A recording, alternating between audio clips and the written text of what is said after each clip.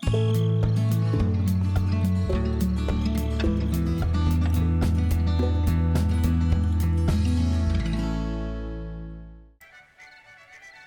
to Thueringer for Farming Simulator 15.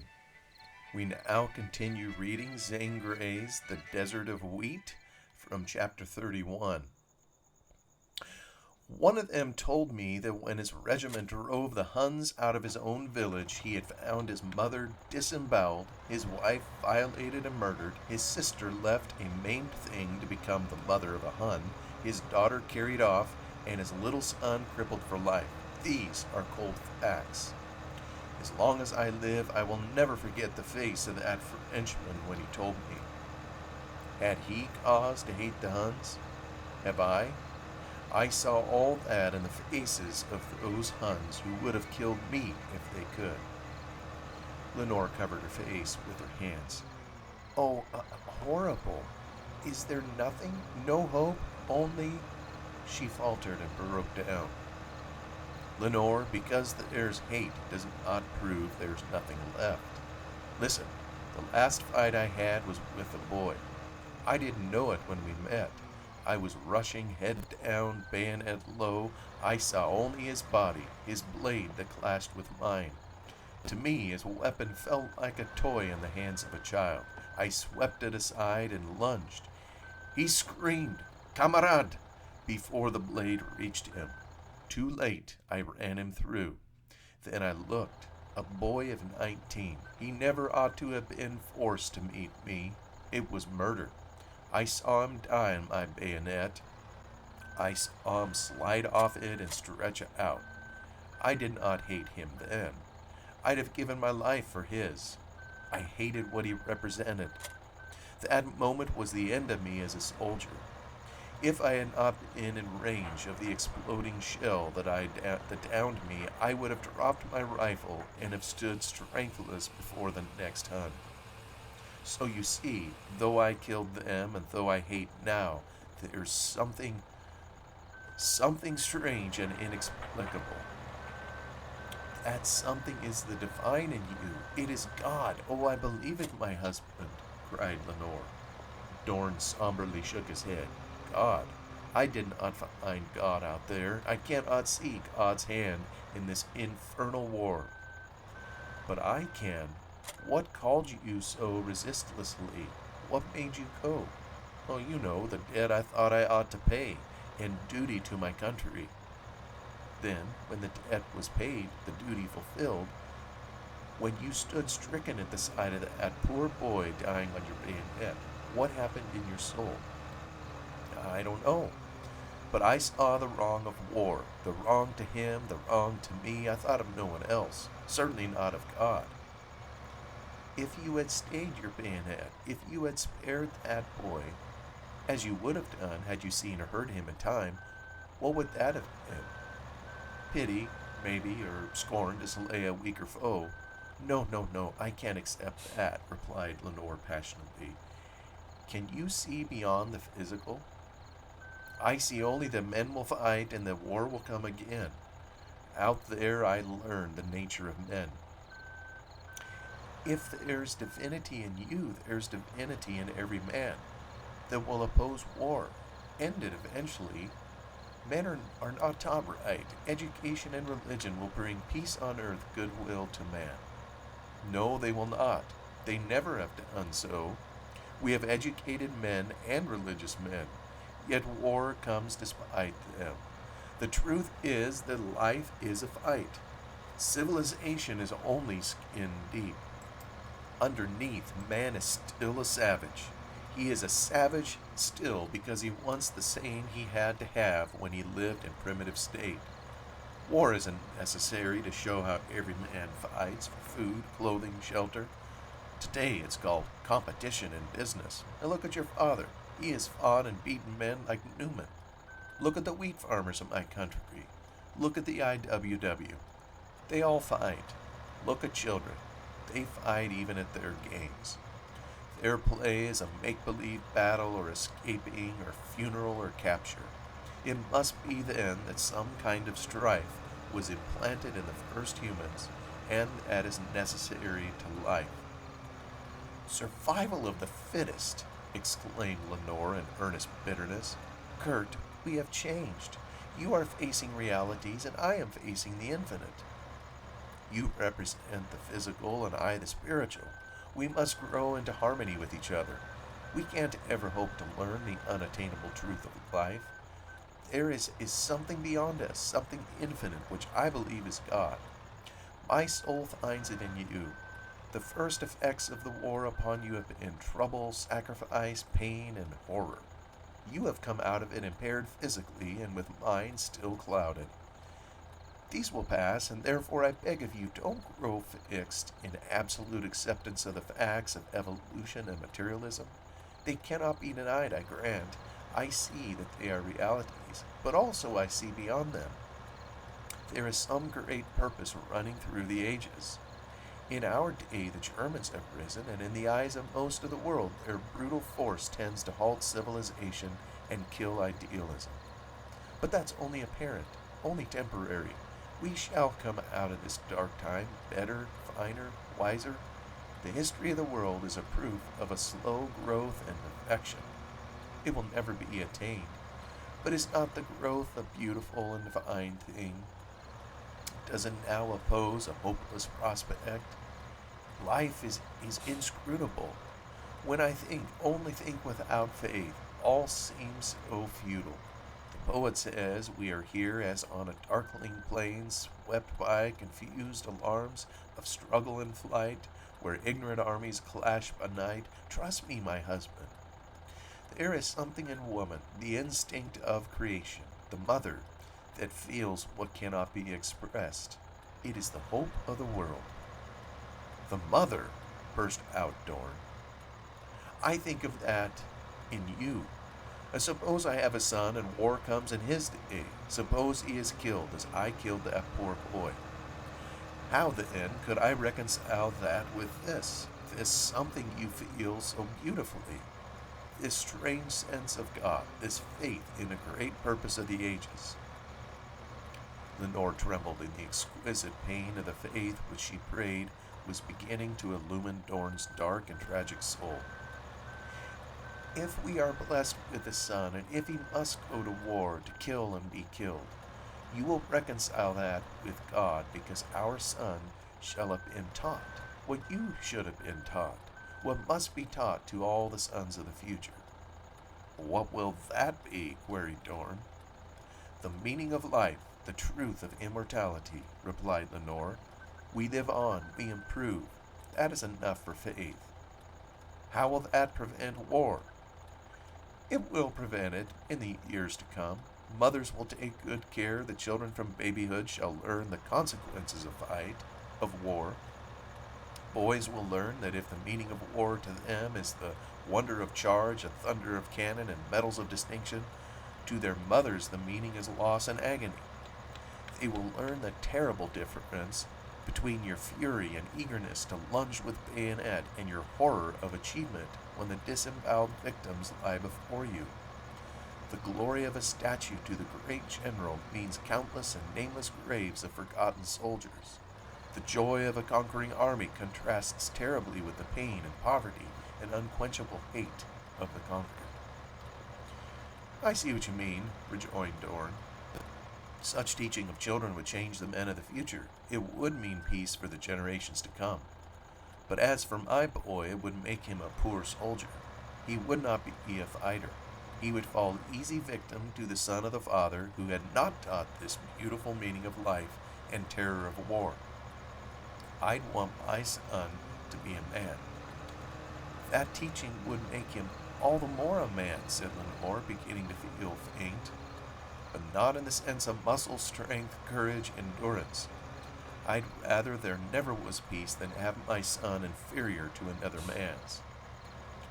My hope for the future is that all men will come to teach their sons the wrong of violence. Lenore, never will that day come, replied Dorn. She saw in him the inevitableness of the masculine attitude, the difference between man and woman, the preponderance of blood and energy over the higher motives. She felt a weak little woman arrayed against the whole of mankind. But she could not despair. Unquenchable as the sun was this fire within her. But it might come, she insisted, gently but with inflexible spirit. Yes, it might, if men change. You have changed. Yes, I don't know myself. If we do have a boy, will you let me teach him what I think is right? Lenore went on softly. Lenore, as if I would not, he exclaimed. I try to see your way, but just because I can't, I'll never oppose you. Teach me if you can. She kissed him and knelt beside his bed, grieved to see the shadow return to his face, yet thrilling that the way seemed open for her to inspire. But she must never again choose to talk of war, of materialism, of anything calculated to make him look into the darkness of his soul, to ponder over the impairment of his mind. She remembered the great specialist speaking of lesions of the organic system, of a loss of brain cells. Her inspiration must be love, charm, care, a healing and building process. She would give herself in all the unutterableness and immeasurableness of her woman's heart. She would order her life so that it would be a fulfillment of his education, of a heritage from his fathers, a passion born in him, a noble work through which surely he could be saved, the cultivation of wheat. Do you love me? She whispered. Do I? Nothing could ever change my love for you. I am your wife, you know. The shadow left his face. Are you? Really? Lenore Anderson? Lenore Dorn. It is a beautiful name now. It does sound sweet. But you, my wife? Never will I believe. You will have to, very soon. Why? A light, warm and glad and marveling, shone in his eyes. Indeed, Lenore felt then a break in the strange aloofness of him, in his impersonal, gentle acceptance of her relation to him. Tomorrow, I'm going to take you home to your wheat hills. Chapter 32. Lenore told her conception of the history and the romance of wheat to Dorn at this critical time when it was necessary to give a trenchant call to hope and future. In the beginning, man's struggle was for life, and the mainstay of life was food. Perhaps the original discoverer of wheat was a meat-eating savage who, in roaming the forests and fields, forced by starvation to eat bark and plant and berry, came upon a stalk of grain that chewed with strange satisfaction. Perhaps through that accident he became a sower of wheat. Who actually were the first sowers of wheat would never be known. They were older than any history and must have been among the earliest of the human race. The development of grain produced wheat, and wheat was ground into flour, and flour was baked into bread, and bread had for untold centuries been the sustenance and the staff of life. Centuries ago, an old Chaldean priest tried to ascertain if wheat had ever grown wild. That question never was settled. It was universally believed, however, that wheat had to have the cultivation of man. Nevertheless, the origin of the plant must have been analogous to that of other plants. Wheat growers must necessarily have been people who stayed long in one place. Wandering tribes could not till and sow the fields. The origin of wheat furnished a legendary theme for many races, and mythology contained tales of wheat gods favoring chosen peoples. Ancient China raised wheat 27 centuries before Christ. Grains of wheat had been found in prehistoric ruins. The dwellers along the Nile were not blind to the fertility of the valley. In the days of the pharaohs, the old river annually inundated its lower banks, enriching the soil of vast areas, where soon a green and gold ocean of wheat waved and shone under the hot Egyptian sun. The Arabs, on their weird beasts of burden, rode from the desert wastes down to the land of waters and of plenty. Rebecca, when she came to fill her earthen pitcher at the palm-shaded well, looked out with dusky, dreamy eyes upon the golden grain toward the mysterious east. Moses, when he stood in the night watching his flock on the starlit Arabian waste, fell born to him on the desert wind a scent of wheat. The Bible said, He maketh peace in thy borders, and filleth thee with the finest of the wheat. Black bread days of the Middle Ages, when crude grinding made impure flour, were the days of the oppressed peasant and the rich landowner. Dark days of toil and poverty and war, of blight and drought and famine, when common man in his wretchedness and hunger cried out, bread or blood. But with the spreading of wheat came the dawn of a higher civilization, and the story of wheat down to modern times showed the development of man. Wheat fields of many lands surrounding homes of prosperous farmers, fruitful toil of happy peoples, the miller and his humming mill. When wheat crossed the ocean to America, it came to strange and wonderful fulfillment of its destiny. America, fresh, fast, and free, with its sturdy pioneers ever spreading the golden grain westward.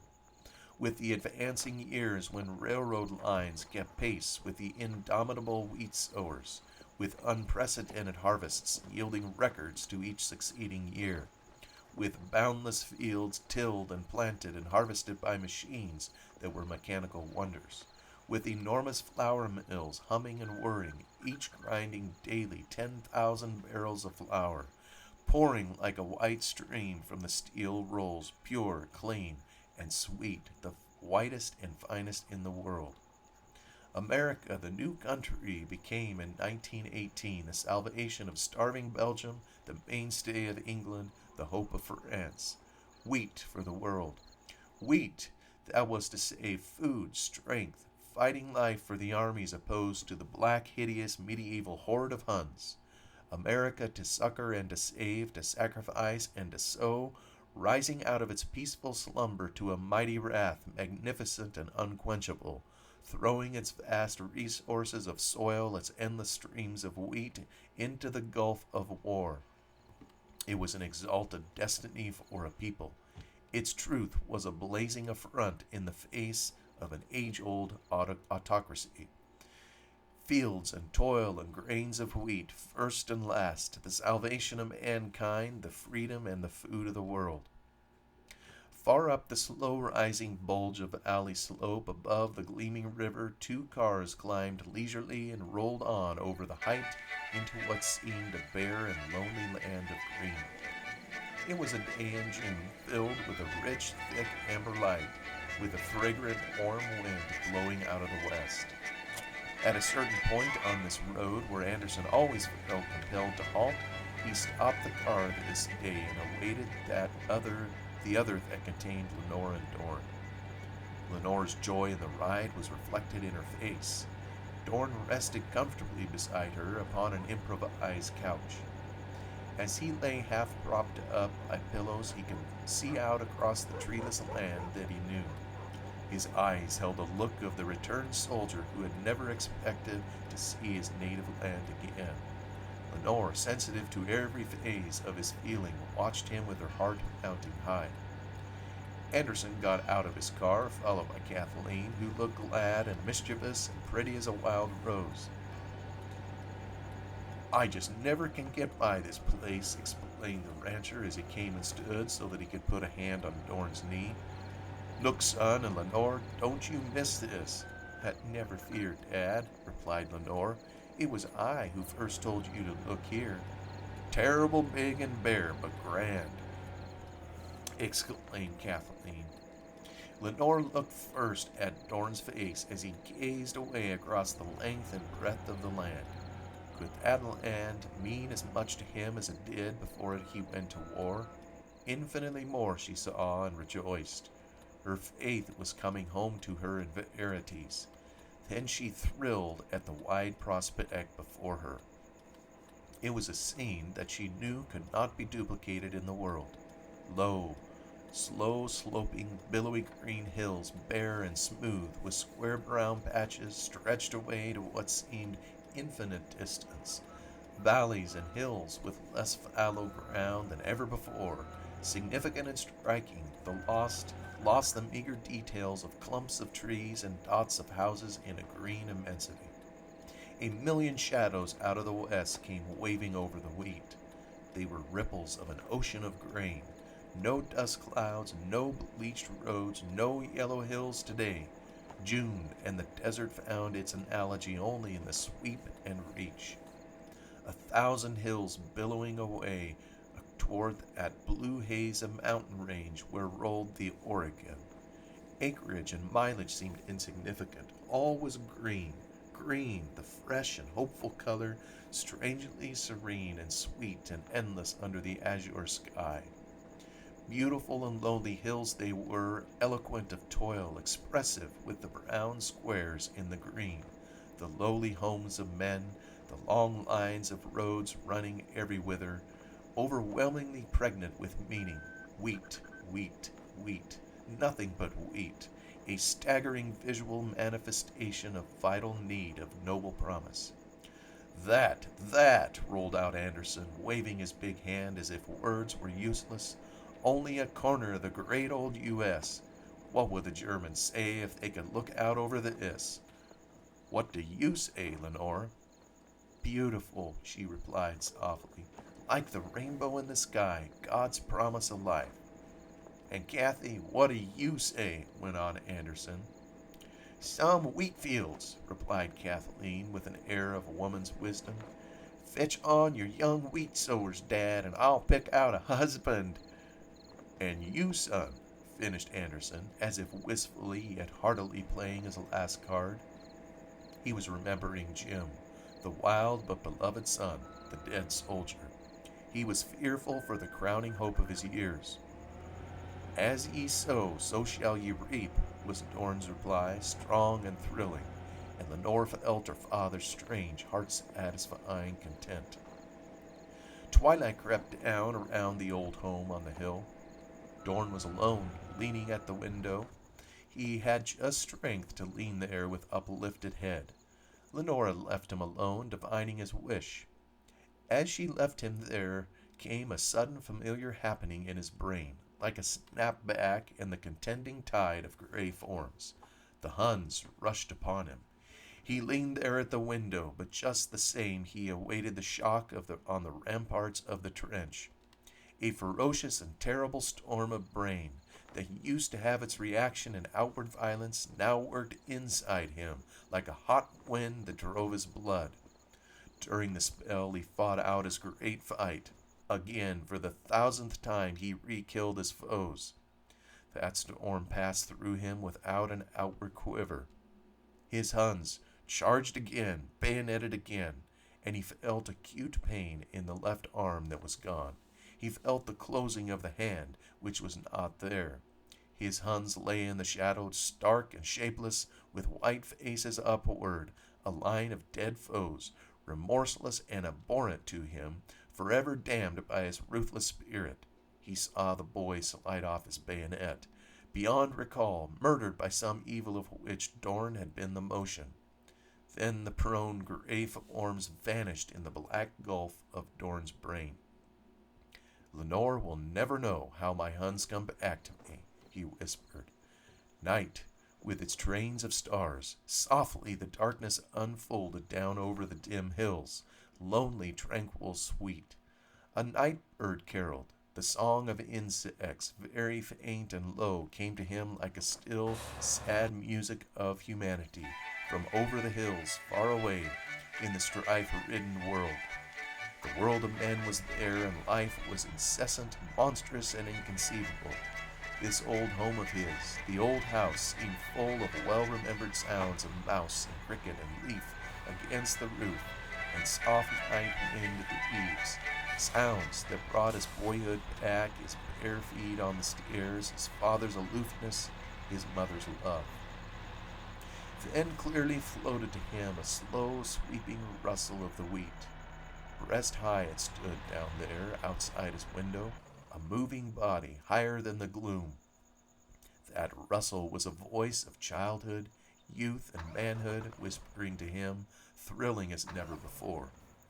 It was a growing rustle, different from that when the wheat had matured. It seemed to change and grow in volume and meaning. The night wind bore it, but the life, bursting life, was behind it. And behind that seemed to come a driving and mighty spirit, beyond the growth of the wheat, beyond its life and perennial gift, was something measureless and obscure, infinite and universal. Suddenly Dorn saw that something as the breath and blood and the spirit of wheat and of man. Dust, and to dust returned they might be, but this physical form was only the fleeting, inscrutable moment on earth, springing up, giving birth to seed, dying out for that ever increasing purpose which ran through the ages. A soft footfall sounded on the stairs. Lenore came. She leaned over him, and the starlight fell upon her face, sweet, luminous, beautiful.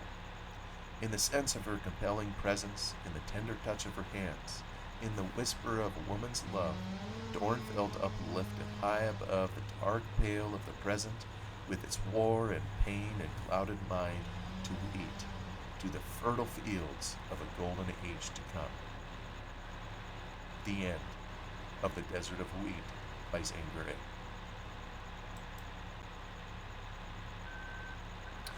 Well, I hope everyone enjoyed the reading of Zane Grey's Desert of Wheat. I have to say it's been a long time since I've read this story myself. I remember reading it many years ago, and I really enjoyed reading it again. And, I was younger when I read it, and now to read it again and see the themes that are in the book, it's, I remember in school they always tried to teach us to look at the intent of the author, what underlying meanings there was, and I never know, I'm not a very, I don't even know what that kind of person is, just someone that looks deep into literature. I tend to take the story for what it is, but I do know as I've aged, I've looked more into many of the meanings and themes, and this book is interesting to me, looking back at the time of history and when it was published. I may have had the publishing date wrong, but suffice it to say it was either during or shortly after, World War I, when Zane Grey wrote and published this book. So this whole, it's fascinating to me. I do love history, to read a book like this that is a type of historical fiction. The book includes, it's a real life place. I've been there many times, to the Columbia Plateau, where the Columbia River winds its way, on the northern border of Oregon and up into Washington. I've been there. I've seen those fields that even today appear like an ocean of wheat, kind of how the author in here describes it. But of course, I never have lived in the World War I era, the early 1900s. And to hear, I assume this IWW outfit that he's describing in here was a real group. I'd have to do a little research, but just, I remember from history, America really didn't want to go to war in World War I, and it was enormous reluctance eventually that they went there. You can tell what what the opinion of the Germans was in this book, and just the unfortunate horror and devastation of war, and the here towards the end, the mix-up or the mismatch between what Dorn thought going to war and his impression of mankind versus Lenore's, the woman who stayed home, and what her impression was. And I'd be curious in anybody's thoughts on this particular book, but I tend to agree with Dorn. And this was written before World War II happened. This was written before Vietnam. This was written before the Korean War. This was written before the Gulf Wars and before the present conflict, between Ukraine and Russia. And I've only mentioned a handful of conflicts, so history has proven the Dorn character to be correct. And, it's just something in the nature of man, which is a beast, to go out and do these things, but by the same token, isn't the fault of the men who are out there in the trenches fighting the war. I've many times have pondered some of these questions myself, and what it feels like sometimes. And this, I don't intend to be political or anything, but just recognizing, with the advent of the internet and the world becoming a smaller place, and considering, you know, I've enjoyed people that I've met from every nation. And, basically I realize that when you strip away the cultural differences, we humans are the same the world over. The same hopes and dreams, the same, uh, you know, personality traits you could find everywhere. All these things are the same. So then what makes a difference?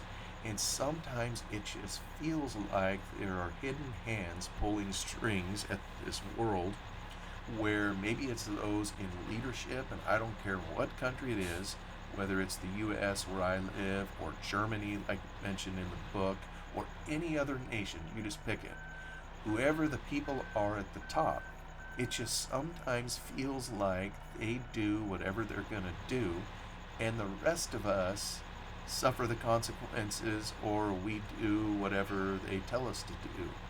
And somehow the leadership has to gin up support for whatever scheme they have going, harebrained or otherwise, and we come along, or the population gives up, and it comes to naught.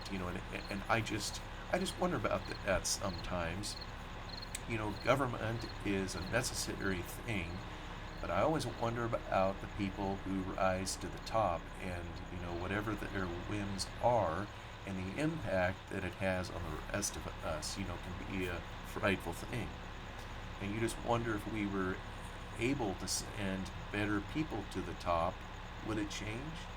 And I don't know that it would. When you look at the microcosm of any of our individual lives, it's kind of like Doran said, it is competition all the time.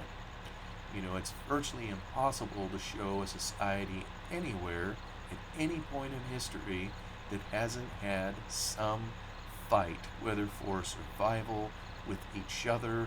And it can come in the smallest of things, even being elected to be the top person at your homeowner association. It's a type of fight. All the way to the biggest of things, maybe like a war, where there's blood and gore and violence and bombs and all these, horrific things. And I don't know, I guess it's just interesting to read this book, which was many years before World War II. It almost seems a foreshadowing. They talk about having a son and how he might go to war. Well, blimey, if this was in 1917 or whatever, you do the math.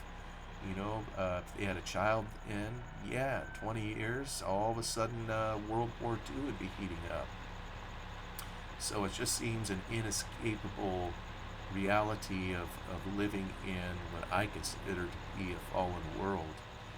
My belief system and the Bible, and kind of the nature of man, this is what we have. And there's only one place to find peace while we're here, and it's in the person of Jesus Christ.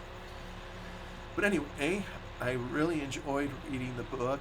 This is kind of a new project for me, reading an old book that the copyrights have expired. Hopefully I've given correct attribution in it to the author, while playing the farming sim game in the background, and kind of ironic, it's on a German map, one that in the aftermath of World War II, I think this region was behind what was called the Iron Curtain, the Thueringer. Hopefully I'm still pronouncing that correctly. So, but yeah, just interesting to read a book, to go through a project like that. And I'm looking forward to possibly trying it again. I still have 2 other episodes that I've recorded beyond this, just farming and not saying a word, and then I would come in afterwards to read behind the scene. And, and initially I started it by printing it in paper, and I just found it too cumbersome to read from the paper. Maybe you could even hear the rustling of it behind the scenes. So I just looked it up on the internet. I had a web browser that I could read from, kind of keep my head up. Seemed a little bit easier. I don't know, my eyes are kind of getting worse as I get older too. So anyway, I will try to find another one and see if I can do more of this. This was a lot of fun. In the meantime, I'm sure if anybody's watching, they see all my foibles. Yeah, there's a whole bunch of errors in the log we could just see. Trying to run a farm here in the Thueringer region. Thank you all for watching. Hope you enjoyed it, and I will see you on the next one. Goodbye.